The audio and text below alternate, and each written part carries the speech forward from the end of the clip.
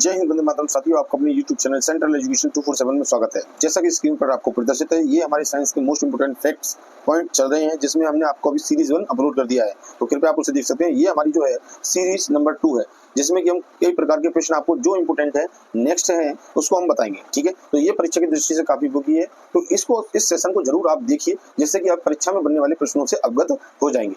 आपको परीक्षा में कोई भी कठिनाई ना हो, इसीलिए ये सीरीज हम लेकर आ रहे हैं। तो इसमें वही प्रश्न है जो अभी तक परीक्षा में पूछे गए हैं। तो चलिए चलते अपने सेशन पर उससे पहले हमारे चैनल को जरूर सब्सक्राइब कर लीजिए, जिससे कि हमें मोटिवेशन प्राप्त हो और आपको हमारा नोटिफिकेशन प्राप्त हो जाए। वीडियो को शेयर करें, लाइक करें और बेल आइकन दबाना बिल्कुल भी ना भूलें। तो चलिए अपनी वीडियो पर चलते हैं और साइंस के मोस्ट इंपोर्टेंट पॉइंट्स करते हैं।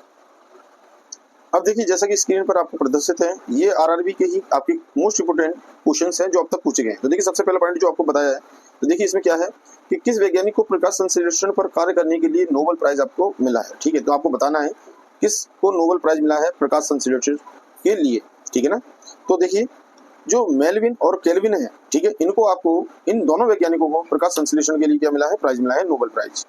अब देखिए नेक्स्ट पॉइंट देखते हैं, किस पदार्थ के संचय से मांसपेशी में थकावट पैदा होती है। तो आपको याद रखना है कि कौन सा ऐसा पदार्थ है जिसके संचय से मांसपेशी में क्या होता है, थकावट।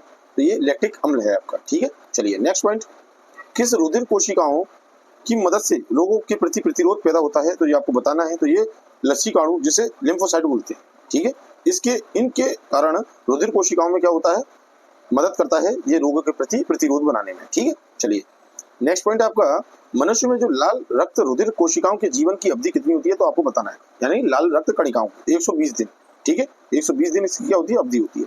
चलिए नेक्स्ट, अब देखिए सिरा रक्त के ऑक्सीकरण के लिए फेफड़ों तक किसके द्वारा ले जाया जाता है। तो देखिए जो सिरा में रक्त को ऑक्सीकरण के लिए तो फुफ्फुस धमनी के माध्यम से फेफड़ों तक ले जाया जाता है। ठीक है, चलिए देखिए नेक्स्ट पॉइंट जो है आपके भुवनेश्वर में आए हुए हैं 1993 में। ठीक है, तो देखिए सबसे पहला पॉइंट क्या दिया है आपको, कृत्रिम गुर्दा जो है वह किस सिद्धांत पर कार्य करता है। तो ये आपको डायलिसिस ध्यान रखना है, अपोहन, जिसे अपोहन हिंदी में कहते हैं, इंग्लिश में आपने कई बार सुना हुआ डायलिसिस। ठीक है, तो ये आपकी किडनी का ही एक सिद्धांत है, डायलिसिस कर लीजिए। ठीक है, चलिए नेक्स्ट, एक व्यक्ति की आंखों का रंग काला, नीला या भूरा उस वर्ण यानी पिगमेंट पर आश्रित है, किसमें पाया जाता है। तो ये आपके आइरिस यानी परितारिका में पाया जाता है। तो परितारिका जो आपकी आइरिस होती है, उसी के कलर आपका काला, नीला या भूरा होता है, इसी से आप बताते हो। ठीक है, चलिए नेक्स्ट, आंख में धूल चली जाती है तो कौन सा हिस्सा सूजकर गुलाबी हो जाता है, ये आपको बताना है। तो नेत्र सलेशमला, जो नेत्र सलेशमला है, जिसे कंजक्टिविटी कहते हैं, तो ये आपका क्या होता है, यही एक ऐसा हिस्सा होता है नेत्र का जो सूजकर लाल हो जाता है। चलिए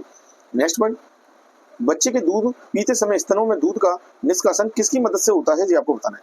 तो ऑक्सीटोसिन जो है आपका, इसकी मदद से स्तनों में दूध का क्या है, निष्कासन होता है। ठीक है, चलिए निषेचन सामान्यतः कहाँ होता है, ये आपको बताना है। तो डिम्ब वाहिनी यानी कि डिम्ब वाहिनी नली, फैलोपियन ट्यूब में आपका निषेचन होता है। चलिए नेक्स्ट, कृत्रिम वीर्य सेचन के उद्देश्य से वृषभ वीर्य को किस में संचित किया जाता है। तो द्रव नाइट्रोजन में संचित किया जाता है, यानी रखा जाता है। ठीक है, चलिए नेक्स्ट, किस पादप का पुष्प सबसे बड़ा होता है, यानी कि कौन सा ऐसा फूल है जो सबसे बड़ा होता है। तो ये रेफ्लेशिया। ठीक है, तो ये आपका इंपोर्टेंट क्वेश्चन है।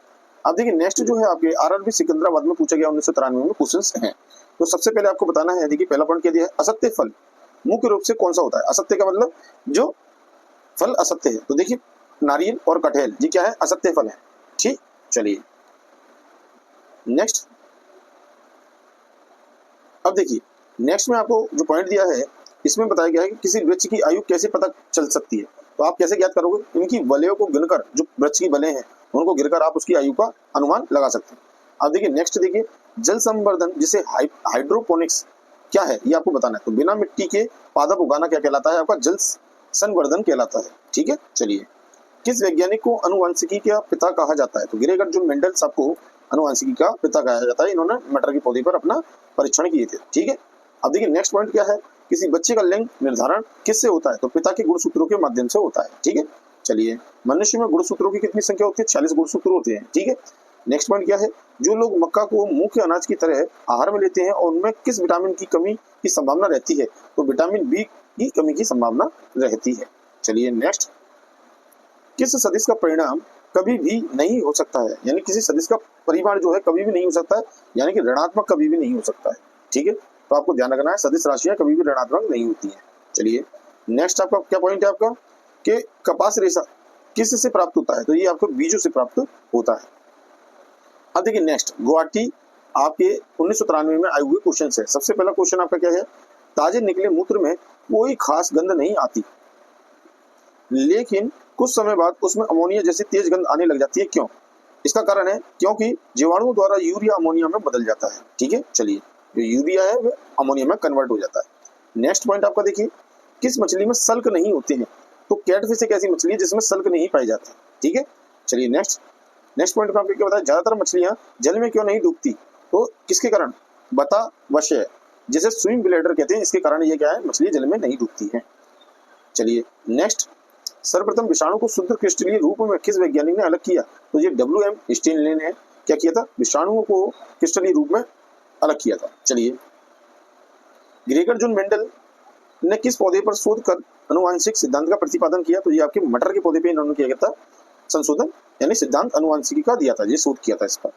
नेक्स्ट, लिटमस आपका किससे मिलता है? तो ये आपके लाइकेन से लिटमस प्राप्त होता है, तो ये आपको ध्यान रखना है। चलिए नेक्स्ट, अब देखिए रांची RRB रांची 1993 में आए हुए क्वेश्चन है। सबसे पहला, मलेरिया के उपचार में की दवा किस स्रोत से प्राप्त किया जाता है? तो ये आपका सिंकोना का वृक्ष है, इसके माध्यम से आपके मलेरिया की दवाई प्राप्त होती है। वेरी इंपोर्टेंट क्वेश्चन है, ये आप याद रखना, वेरी इंपोर्टेंट, कई बार पूछा गया है मलेरिया का। चलिए, अफीम जो एक पादप है यानी कि पौधा है, उत्पादन है, ये किससे प्राप्त होता है? तो ये सूखे लेटेक्स से प्राप्त होता है, तो ये आपको ध्यान रखना है। सूखे लेटेक्स से आपको क्या प्राप्त होता है? अफीम। ठीक है, चलिए नेक्स्ट, अब देखिए नेक्स्ट पॉइंट देखते हैं। तो देखिए नेक्स्ट पॉइंट में आपको क्या है कि वाणिज्यिक यानी कॉमर्शियल काग किसके छाल से प्राप्त होता है? तो ये आपको बताना है। तो ये बलूत यानी ओक का जो वृक्ष है, इससे आपकी कॉमर्शियल काग प्राप्त होता है। नेक्स्ट पॉइंट, पश्मीना बकरी किस नस्ल से प्राप्त होती है? तो ये चंगथंगी, तो ये आपको ध्यान रखना है। चंगथंगी आपकी क्या है, नस्ल है, इस नस्ल से आपको पश्मीना बकरी प्राप्त होती है। चलिए, मवेशियों में बांझपन किस रोग के कारण होता है? ये आपको बताना है। तो बैंग रोग है, जिससे मवेशियों में बांझपन की उपस्थिति आ जाती है। चलिए नेक्स्ट, अब देखिए, अधिक शराब पीने वाले लोग अधिकांश किस बीमारी से मरते हैं? तो सूत्रण रोग यानी जिसे सिरोसिस कहते हैं, इसके कारण मर जाते हैं। ठीक है, चलिए नेक्स्ट, राइबोसोम किसका कार्य करती है? ये आपको बताना। तो ये प्रोटीन सब्स्टिट्यूशन का कार्य करती है, राइजोबियम। ठीक है ना, राइबोसोम, सॉरी। अब देखिए नेक्स्ट पॉइंट क्या है आपका, मरुस्थल। मरुस्थल में उगने वाले पौधे क्या कहलाते हैं? तो मरुदीभिद, जिसे जीरोफाइट कहते हैं। तो ये आपके मरुस्थल में पाए जाने वाले आपके पौधे हैं, जिसे जीरोफाइट कहते हैं या मरुदीभिद कहते हैं। ठीक, चलिए, अब देखिए नेक्स्ट जो क्वेश्चन आए हैं आपकी कोलकाता 1994 में आए हैं। सबसे पहला पॉइंट, भोपाल में जो आपकी 1984 में जो गैस लीक हुई थी, वह कौन सी गैस थी? इसका नाम बताइए। तो मिथाइल साइनाइड। ठीक है, चलिए नेक्स्ट देखिए, भैंस के मुंह की नस्लें कौन कौन सी आपको बतानी है? देखिए, मुर्रा भैंस, सूती और बदवाड़ी, जाफराबादी और महसाना, ये आपके किसके हैं? भैंस की आपकी नस्लें हैं। ठीक है, चलिए नेक्स्ट पॉइंट में आपको क्या बताया, केंद्रीय बकरी अनुसंधान संस्थान की स्थापना कहाँ की गई थी? तो ये आपके उत्तर प्रदेश के मथुरा के पास मखदूम में की गई थी, तो ये आपको ध्यान रखना है। नेक्स्ट पॉइंट, राष्ट्रीय ऊंट अनुसंधान केंद्र कहाँ है? तो ये आपके बीकानेर राजस्थान में है। चलिए, दालचीनी कहाँ से प्राप्त होती है? तो ये वृक्षों की छाल से आपको दालचीनी प्राप्त हो जाती है।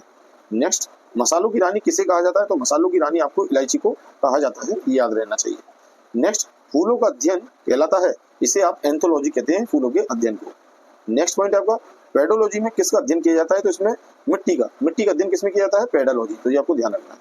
नेक्स्ट आपका है सिस्टेमा नेचुरी, किसकी पुस्तक है? तो ये कार्ल लिनियस की पुस्तक है। ठीक है, चलिए नेक्स्ट आपके हैं RRB त्रिवेंद्रम 1994 में आए हुए प्रश्न।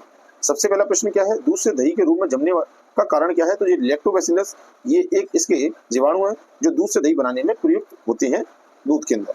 ठीक है, चलिए नेक्स्ट, विषाणु में क्या होता है? तो विषाणु में आपके न्यूक्लिक एसिड और प्रोटीन, ये इन दोनों की मात्रा होती है। चलिए नेक्स्ट आपका है, जंतुओं में होने वाली फूट एंड माउथ रोग किसके कारण उत्पन्न होता है? तो ये एक वायरस के कारण है, विषाणु के कारण उत्पन्न होता है। लास्ट क्वेश्चन, किस शैवाल से आयोडीन प्राप्त होता है? तो ये आपको लेमिनेरिया जो शैवाल है, इसके माध्यम से आपको आयोडीन प्राप्त होता है। तो ये सेशन आपको अच्छा लगा हो तो हमारी वीडियो को शेयर जरूर करें। ठीक है, चैनल को सब्सक्राइब कर लीजिए, जिससे नोटिफिकेशन आपको मिल जाए। यहाँ तक बने रहने के लिए आपका बहुत बहुत धन्यवाद। जय हिंद, वंदे मातरम। साथियों, मिलते हैं नेक्स्ट वीडियो के साथ। जय हिंद, वंदे मातरम।